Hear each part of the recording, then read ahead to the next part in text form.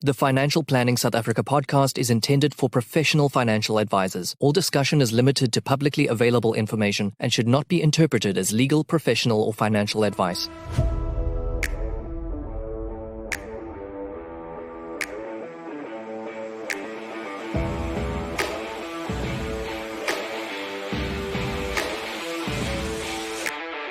Hi, I'm Louis van der Merwe, Certified Financial Planner.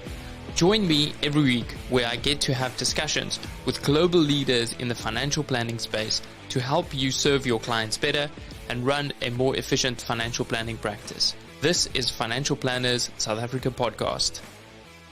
Portfolio Metrics is thrilled to bring you this podcast in support of our common passion for people and the evolution of wealth management. Our global business links precision investment management to expert financial advice through partnerships and technology. Portfolio Metrics is an authorized financial services provider.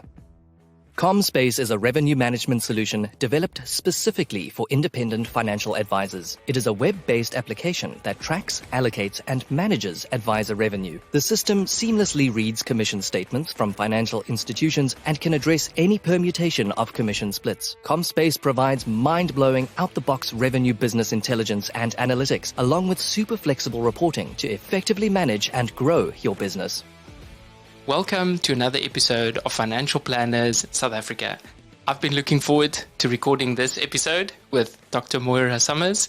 Moira, it's been almost 3 years since your visit to South Africa, and I can remember being in that small work group where you shared with us the work that you do, and I think I just read advice that sticks like a month before that, and for me that was that kind of tipping point of just exploring the human side of money that little bit deeper. Thank you so much for being on the show today. I look forward to our conversation. It's a pleasure. Thank you. I wish I could be there in person. It was a wonderful community. And so on that day, I remember you talking us through, what we can do to help deliver advice better and get clients to actually move to actually being at a point where they can receive advice. Your book, that little booklet, it's still on my desk. I use it almost every day, sharing that pie that eats up your energy. And so for our listeners, can you maybe delve a little bit into how you got to writing that book? What was that prompt of, hey, this is something I need to write? Well, I am a neuropsychologist by training. And so much of my career has been spent with people who either have developed neurological diseases or significant health problems, and they find that they are knackered well before the end of the day. They just don't have the energy, mentally or physically, to get to the end of the day.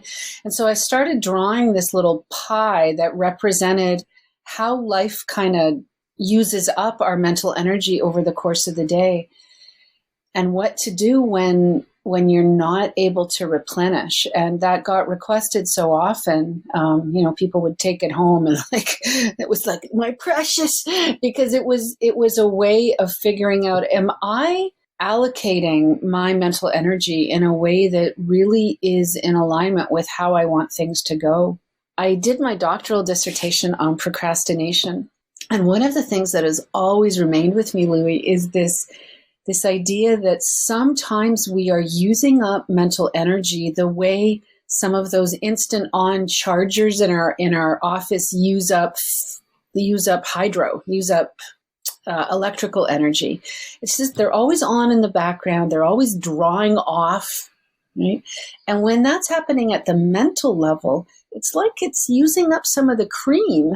And what we get left is that icky blue skim stuff that really doesn't allow us to do the best of thinking and doing.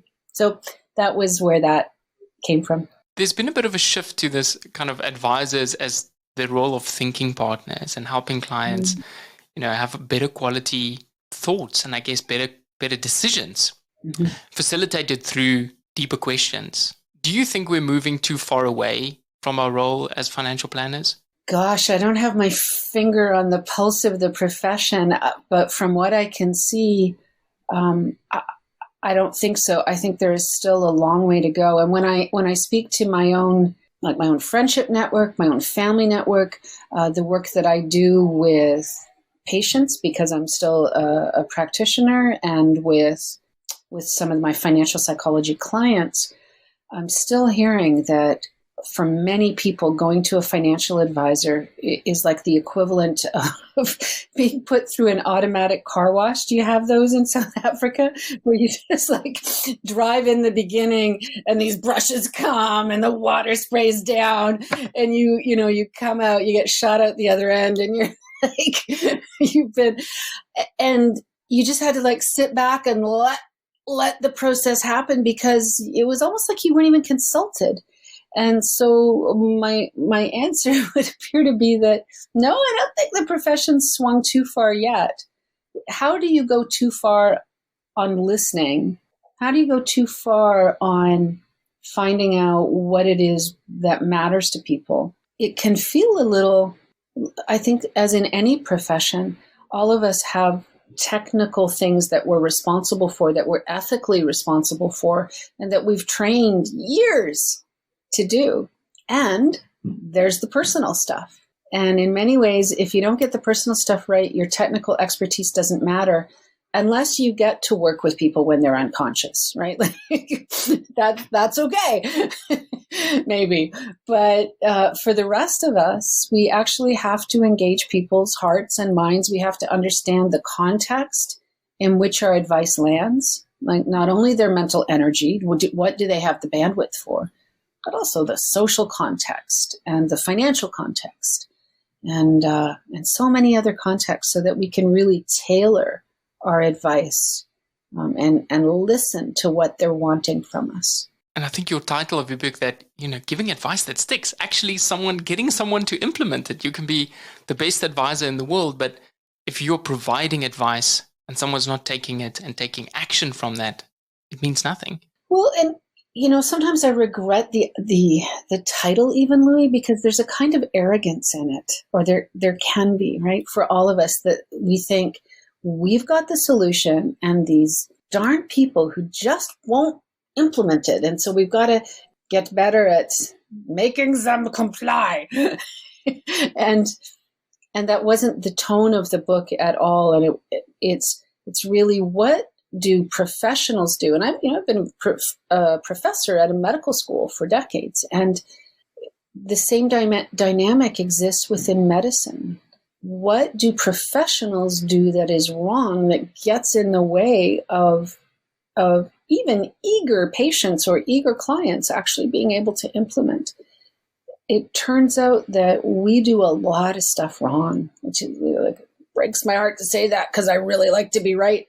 But if we could at least stop doing the wrong things, we would already be way ahead of the game. So it's not just, if I can figure this out, then all my clients will always comply. They will do whatever I command. Yeah, that's right. Spoiler alert. Yeah. We had Dr. Megan McCoy on in an episode recently, and she spoke about when clients come to financial planners, they can feel financially naked, like those first meetings and the anxiety. Absolutely. But I think at the same time, financial planners can suffer from that anxiety. How have you seen that, play out in the planners that you work? Oh, I love that question. Absolutely. First of all, many people, when they're nervous, have a tendency to talk, which is problematic. Maybe if you're a radio show host, that's a great thing. Like, let's just keep talking here. Fill up those times. But for most people, that's a bit of a liability. And another thing that we often do if we're feeling nervous with a client is that we want to kind of strut our stuff. We want to show that they're in good hands. And so we make some of those cardinal errors I just alluded to, including not only talking too much, but talking too fancy, trying to prove that we're smart. Or even if we're not trying to prove we're smart, we fail to catch ourselves using language that we ourselves wouldn't have known until we'd gone through those 4 to 12 years of training that we went through. And so we end up kind of alienating people, even those who might be smiling and nodding and thinking inside, I have got not the faintest clue of what you're talking about. So those are big things. Another thing that can get in the way of of advisors truly being able to be thinking partners.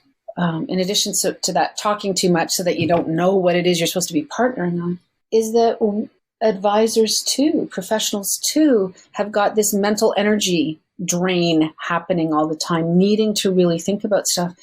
And especially when you are committed to being an implementation partner, when you really want to help, you can feel like you're like, did that client do this? Did the client do this? Oh, I've got to remind them to do that. We've got a meeting coming up, and now I've got to make sure that they've got everything in. And so a lot of advisors simply don't have good systems in place for keeping track of that stuff, which, has led me to join a fintech company called Nudge, which really, in addition to how it helps clients, it helps advisors by allowing you to not have that constant mental energy drain of having to be the sheepdog in somebody's life. So there are different ways that it affects us, but there are also really good strategies for keeping that manageable. Yeah, I guess there's quite a few hats that financial planners have to wear. It's now this kind of therapeutic process, it's the planning, but it's then actually getting their clients to take action and actually implement it. And so with the transitionist work, they talk about giving the work back. Why is that so difficult? Oh, because it may mean that people reject our good advice. And that's a bit of an ego spank. What do you mean?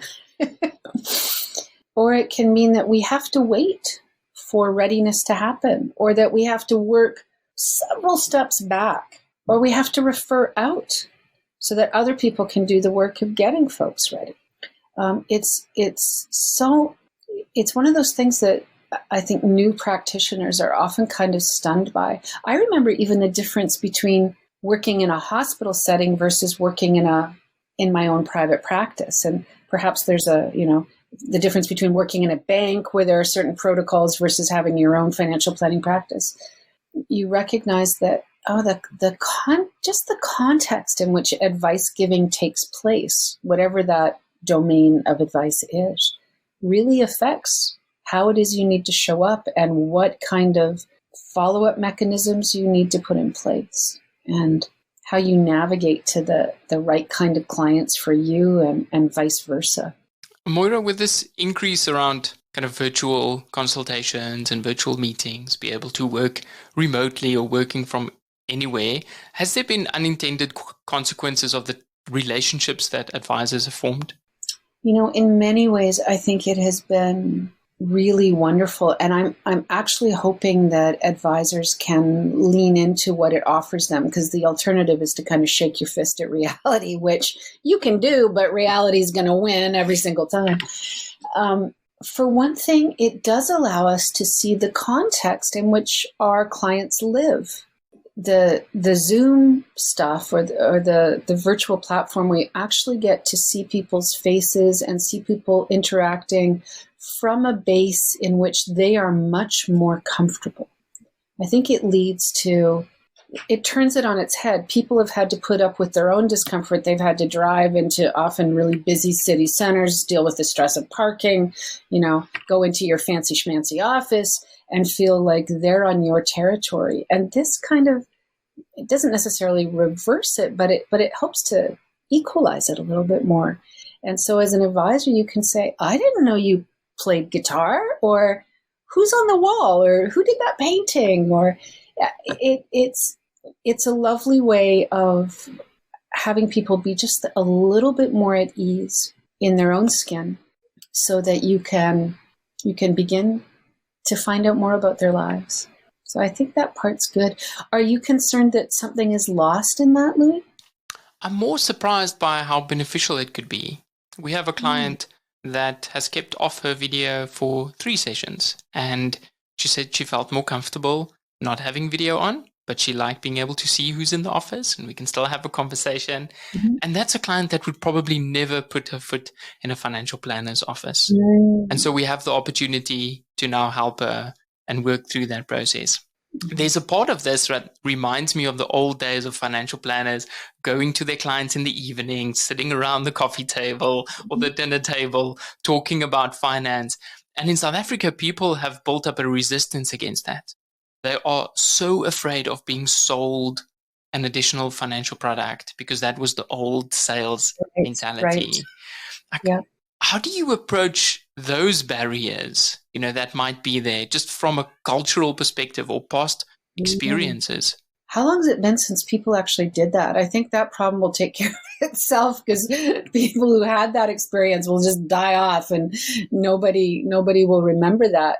How long has it been since? Unfortunately, it's still ongoing. There is quite a big an advisor force that works for insurance companies. It is very much changing, and there's a lot of professional people in that, and it doesn't necessarily mean they're giving bad advice, but the incentives are disaligned. So we have clients that are by default on defense because they maybe have had a bad experience or their parents have had a bad experience. Yeah. I think that where such a meeting takes place is really far down the list of the problems. The problem is, as you said, the incentivization being wrong, the pressure being wrong. I'm one of those people that I have such an appreciation for insurance. I don't know. There's just no other way to say it. My dad died when I was 13. I still remember the insurance person coming to our house and helping out my mom. The poor guy, he was probably like 20 years old. I remember his collar was too big. I remember he still had acne. I remember his name was Dennis. But I just also remember that because my parents had bought insurance, this was going to help us out at one of those catastrophic life junctures, And working as a clinician, as I have for the past 30 years, I see the difference between people who have insurance, disability insurance or critical illness insurance and those who don't. So, I think that there is a real benefit to being able to, as somebody who has a product available, to be able to say, these are the benefits of this product and to sell it. But we all know the dark side of that process as well. On the list of what has to happen is your own ethics as a professional, your company's ethics around how things get incentivized and dealt with. That's way higher up than where the advice takes place. Moira, how do you think that experience changed the way you see your finances today? I've probably spent way too much money on insurance, for one thing.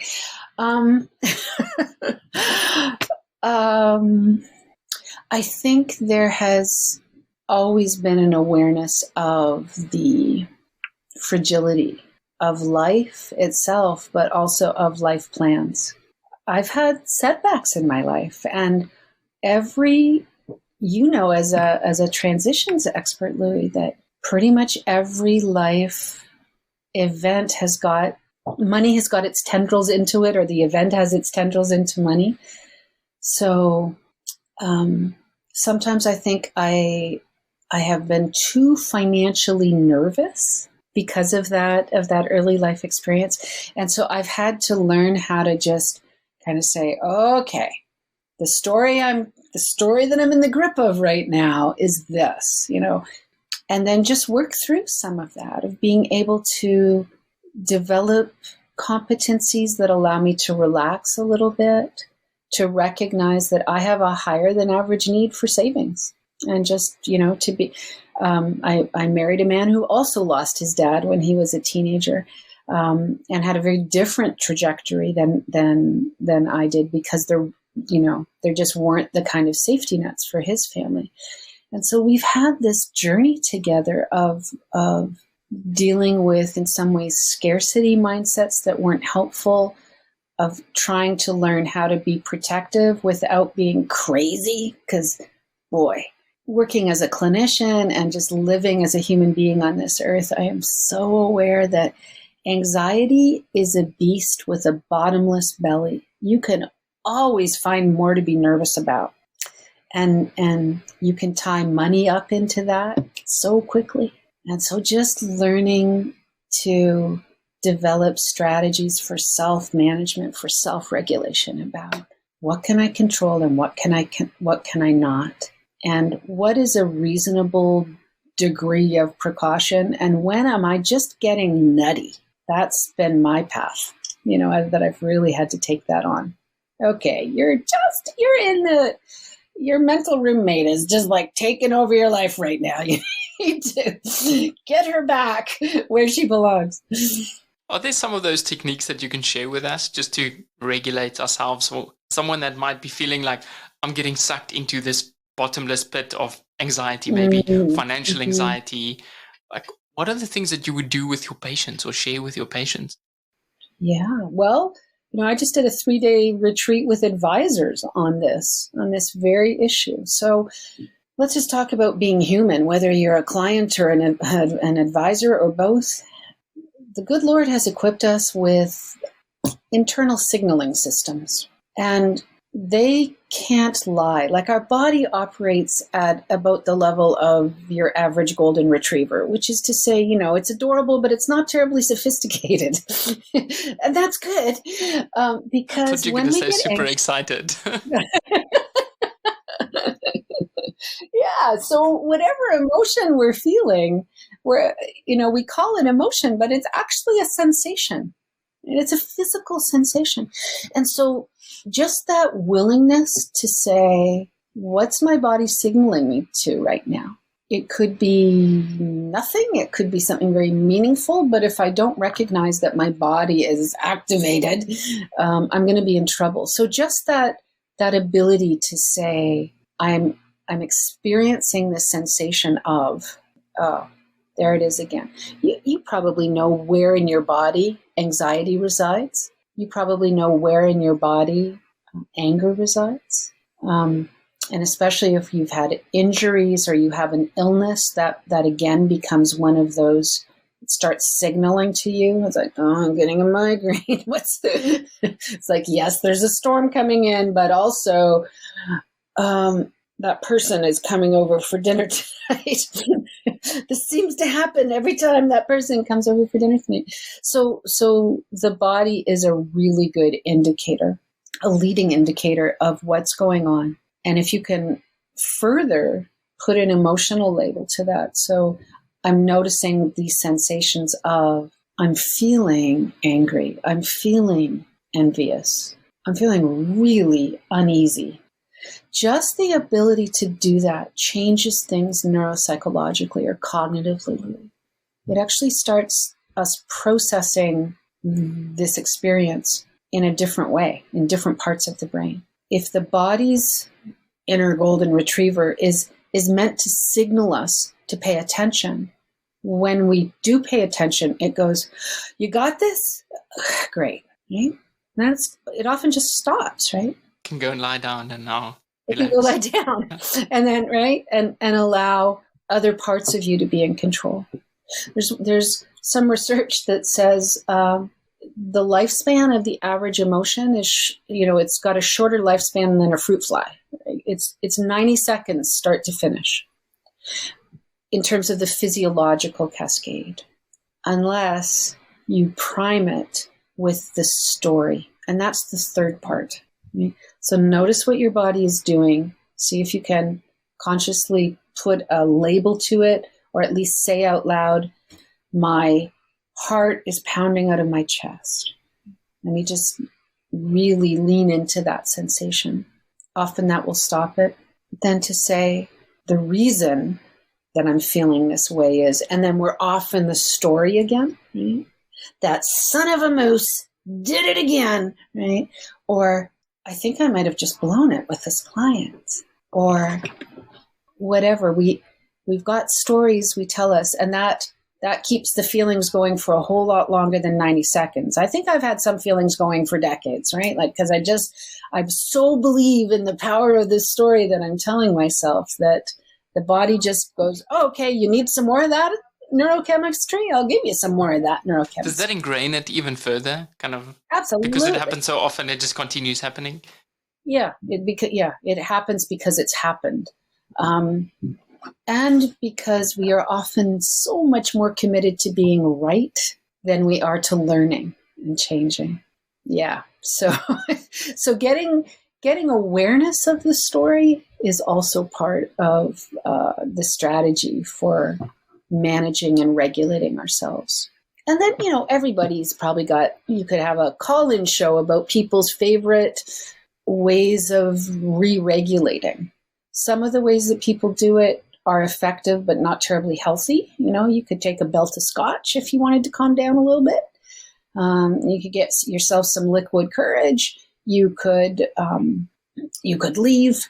You could do all kinds of things you could avoid that aren't necessarily the best thing for the situation, or you could develop some strategies for just slowing down your heart rate or re-regulating your breathing, some of which can be done in as little as 20 or 30 seconds, some of which require a little bit more of a prolonged period of self-care. People have mantras in between sessions with clients or patients. I have a certain ritual that allows me to kind of settle down from what happened in that meeting and open up my mind and my field of awareness and even my heart, if I can be kind of hokey, to what's about to come into the room with the next family or the next client. So those are some ideas. Is that like the sports stars doing a pre-shot ritual, or just kind of getting into that mode, into that flow? Mm-hmm. Sounds like you have something that you've developed. Yet we don't often hear financial planners say, "Oh, I do this and this and this and this and this, and then I'm really ready for that client meeting." Mm-hmm. Well, often we just don't set up our days to optimize us. We might set up our days to optimize efficiency, which means stacking meetings or, looking over the patient's or the client's file right before. But we forget to optimize us. So our brain might be like, okay, I got this.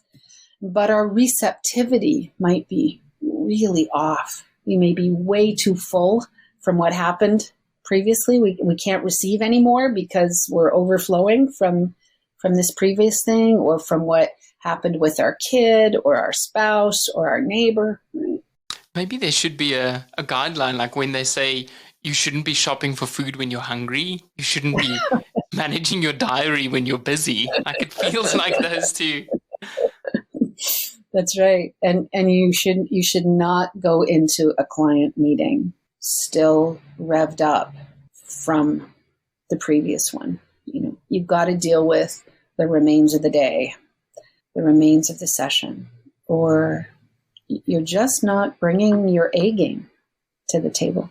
Moira, I want to talk a little bit about multiple people in a client meeting. And so what I mean by that is we see this trend for firms to bring on more and more and more advisors into meetings, like 3 advisors or 4 team members with 1 or 2 clients. Like, how do you still have these deep conversations when there's an audience? Right? How do you find that balance between growing your firm and creating a repeatable process and training people, yet cultivating a safe and secure space to have these deeper conversations that financial planning and life planning requires? I think a lot of it has to do with asking who it is that you're serving and making sure that you're serving the client's needs as well as the needs of your firm. Anxiety keeps a lot of people out of advisors' offices. First of all, anxiety is the most commonly diagnosed mental health condition. Secondly, it has skyrocketed during COVID, during the pandemic. Thirdly, money makes people really anxious. So you've just got these levels. And then you go into a room with strangers you don't know, with people you don't know. There's lots of them there. And they want you to get financially naked, right? It's kind of like, do you really want to have your proctologist bring in the team while you bend over? Probably not. It's like, so figuring out, does everybody need to be in every team meeting or in every client meeting? Is that necessary? And to watch how it is that you even ask for permission. I mean, sometimes within the medical setting, we say, we do this in a team setting. So these are my team members. And you're not even asking permission because this is how you do it. But we know that there are consequences to that. And sometimes people vote with their feet and they don't come back. So being able to have some feedback mechanism from clients to say, how was this meeting for you? And if you are going to have a bunch of people in a meeting, then for goodness sake, use the experience to maximum benefit for team development, as in, don't you dare go into a meeting where there are other people who could examine your performance without having a mechanism for getting feedback on your performance and for you to give others feedback. So, simple questions like, what's one thing I could have done differently? Or, did you notice that things felt awkward there? What was going on? Did I miss something? Did I make a misstep? So to get yourself into this position where you can be, where you can see feedback as a gift and a blessing, and then to use client meetings with multiple team members in it to, harvest it. Don't let that go to waste.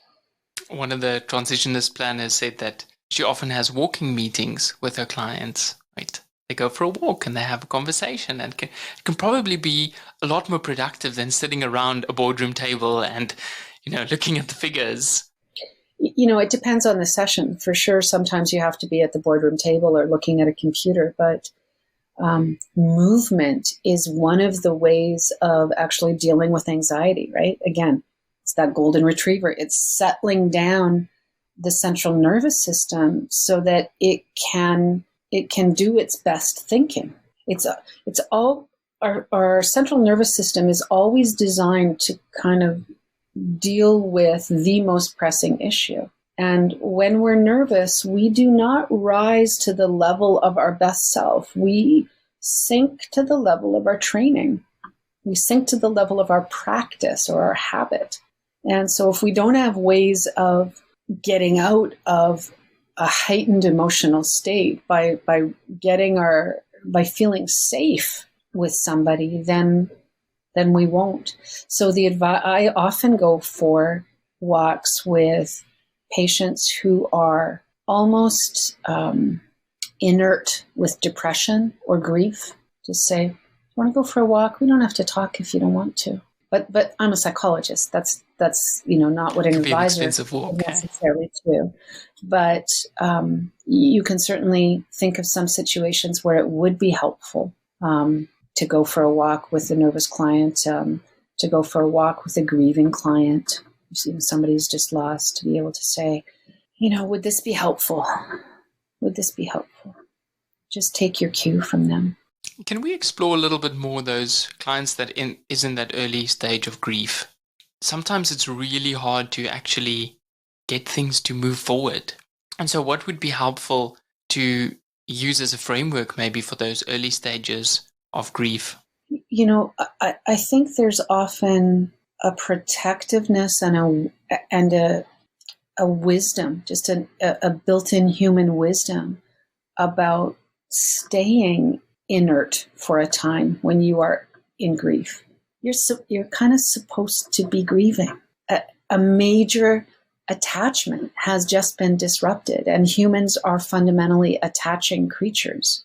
To move into action when you kind of have other work to do is to invite some really regrettable decisions in.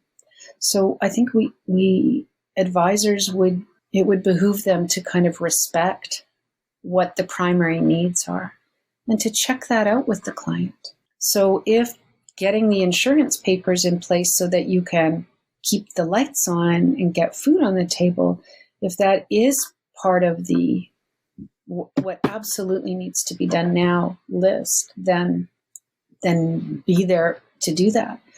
But this is one of those times where professionals really earn their salt by figuring out what could they take off their client's plate to implement themselves.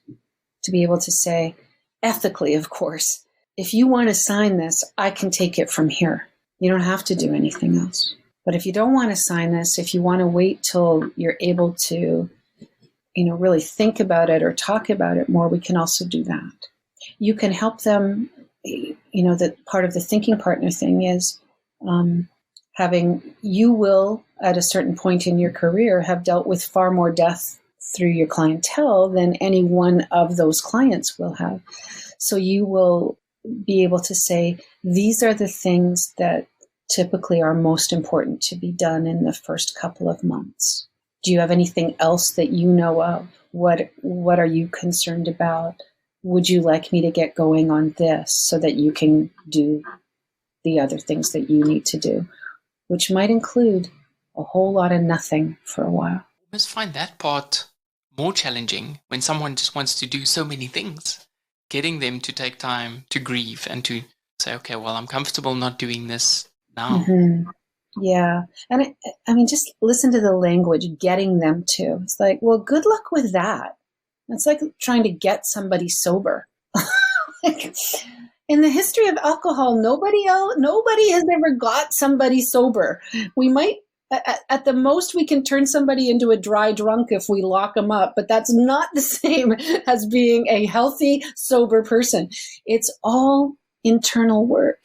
Right? And so we can't get somebody into action without their permission. And so to have that fundamental respect of, you're the expert on money and they're the expert on their life, and somehow we've got to make, we've got to make a sandwich out of the bread and the filling. They've got to come together. So we can't get people to do anything without permission and still be respectful about it. But you can do a whole lot of offering. You can ask for permission to share ideas. You can offer to take things off the plate. You can ask for what would they find most useful right now and what do they have the bandwidth for. Sometimes when people are grieving, just like that poor little pimply-necked dentist insurance agent, it's like, yeah, I can get out of bed for this, right? And that's wouldn't matter who it was. It was just a blessing that somebody was coming at a time in our life when we were bereft and alone. So you just never know how it is that you can be a gift. Moira, we had a lady that wrote a book on the process of grieving, and she said that when her mom passed away, the insurance agent printed out all the forms, put it in an envelope, added a chocolate on top, and put it underneath the door and said, sign here and I'll come and collect it. And these small acts of kindness can actually make that process, I guess, less scary and still completely difficult, but just that little bit easier. Well, society is really big on some kind of internally determined consensus about when you should be over this, right? It's generally a whole lot faster. Our assumptions about how quickly they should be done are generally a whole lot faster than the reality of how long people are still in the process of dealing with getting adjusted to being married and then getting adjusted to not being married, right? Or preparing for retirement and then being retired. One of the gifts of being a financial planner and especially people who really do the life planning work and the transition work is that they're willing to be there when other people just assume that the client has gotten on with things, right? Well, you've been retired 3 months now. It must be great, eh? Yeah, it's great. I just lost my huge part of my identity. It's super. And an advisor will understand that retirement may not be all of that, but you'll still be there because that's your job, right? You're walking with people through the seasons of their life, especially those seasons when money is changing. And so you get to show up without those assumptions, with your curiosity and your openness to finding out what really is going on for them. That's a pretty cool profession. I can't think of any better. As long as you leave the ego behind. It reminds me of that Ryan Holiday book, The Ego is the Enemy. And from what I'm hearing, it sounds like it's more and more, it's something we need to work on. Well, healthy boundaries, certainly healthy boundaries for that ego. You do have things, and sometimes you do have to be kind of assertive in putting it forward, but that always needs to take a back seat to the respect you demonstrate for clients' abilities to say no even to perfection. that is fundamentally their right, and so learning how to work with that. Moira, do you think there's areas that's being neglected, like obvious developmental areas for financial planners that's being neglected? Well, I think one of them is finding ways to get feedback. That's a problem. To actually, especially during the training phase, well, I say especially because that's the only time you really have a captive audience, right? Is during that training phase. We don't do well at watching what advisors do and say in meetings and letting them know that they've got this little tick, they've got this little quirk, that when they get nervous, they do this, that we just don't have the supervisory capacity or haven't built it in to give people feedback and stuff. Where mostly what we are concerned about in training programs is the technical correctness of the advice that people gave, and we don't look at the interpersonal effectiveness or the personal experience of the advisor. Lots of programs within the health sciences have turned that around. You use jargon. Most people don't know what hypertension means. You have to say blood pressure, and sometimes you have to explain to people what blood pressure means. Being able to catch what the trainee is saying and give them some alternatives to that.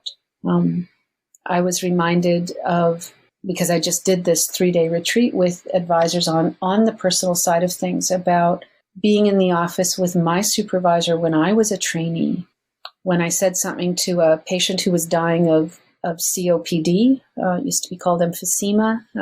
It's a lung disease, and it's the biggest risk factor for it is smoking. And the person came in reeking of cigarette smoke. It was an outpatient. And I said something like, "Well, you're obviously still smoking. You should be quitting." And my advisor stepped in at that point. But when the patient left, holy cow, did I get a dressing down about, yes, that's technically correct information, that smoking is not good for you, but you have no idea whether that person should be trying to quit right now. You have, back to the mental energy with Pi that we started this conversation, you have no idea what else is on his plate. The man is dying. There's probably a few things on his plate right now. You have no idea you didn't try to find out, does he want to quit? Has he ever tried to quit? What's happened? What's been useful? What hasn't? Maybe this is the only good thing left in his day-to-day experience, right? So even when something might be absolutely correct on one level, you need to find a way as a trainee to get corrected when you've missed something on another level. And it can go the other way. You can be so caught up in empathy with a client that or you can be so caught up in being intimidated by a client that you might pull your punches, or you might not offer things. You may have bias that leads you to think that this kind of person clearly needs this, or this kind of person clearly doesn't need this. And so to find ways of getting and receiving feedback is critical during the training process. And like I said, if you are going to have client meetings with multiple team members in, then for heaven's sake, make use of that by making sure you get and give feedback. And so this is not just a short questionnaire. It's someone that's critically looking at the experience, how engaged with the client, all of those, which it can be very complex.